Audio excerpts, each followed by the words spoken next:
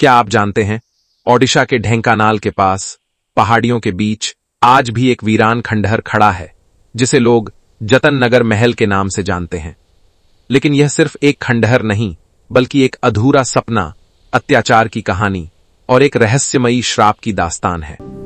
20वीं सदी की शुरुआत में ढेंकानाल के राजा शंकर प्रताप सिंह देव के छोटे भाई नृसिंह प्रताप सिंह देव ने एक भव्य महल बनाने की योजना बनाई।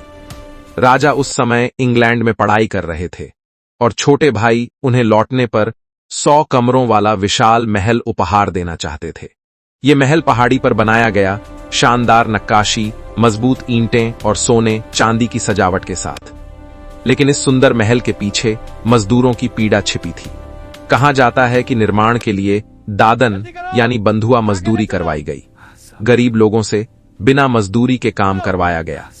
भारी पत्थरों को पहाड़ पर चढ़ाने के लिए हाथियों का उपयोग किया गया। स्थानीय कथाओं के अनुसार उन पर इतना अत्याचार हुआ कि पत्थर ढोते समय उनकी आंखों से आंसू बहते थे। लोग मानते हैं मजदूरों और जानवरों की यही आह इस महल पर श्राप बनकर छा गई। महल तैयार हो चुका था। गृह प्रवेश की पूजा का दिन तय हुआ, लेकिन उसी दिन एक चील महल के शिखर पर आकर बैठ गई।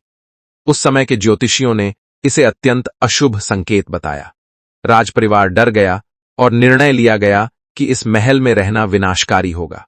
और यहीं से शुरू हुआ इस महल का सन्नाटा। कोई कभी यहां रहने नहीं आया। देखभाल के अभाव में यह भव्य महल धीरे धीरे खंडहर बन गया। सोने चांदी की सजावट, कीमती दरवाजे, नक्काशीदार सामान, सब कुछ लूट लिया गया। आज यहां सिर्फ खाली दीवारें, टूटी संरचनाएं और रहस्यमयी सन्नाटा बचा है। यह महल सिर्फ एक इमारत नहीं, बल्कि इतिहास, सामाजिक सच्चाई और मानव पीड़ा का जीवित प्रमाण है।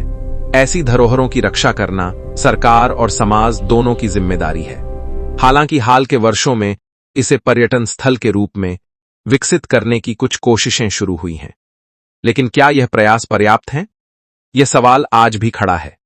जतन नगर आज भी खामोश खड़ा है, मानो मजदूरों और हाथियों के दर्द की गवाही दे रहा हो। यह हमें याद दिलाता है, बिना दुआ और खुशी के बनाया गया सोने का महल भी कभी घर नहीं बन पाता। क्या आपको इस रहस्यमयी और अभिशप्त जगह के बारे में पहले से पता था? कमेंट में जरूर लिखिए। और ऐसे ही अनसुने रहस्यों को जानने के लिए हमारे चैनल को सब्सक्राइब करें।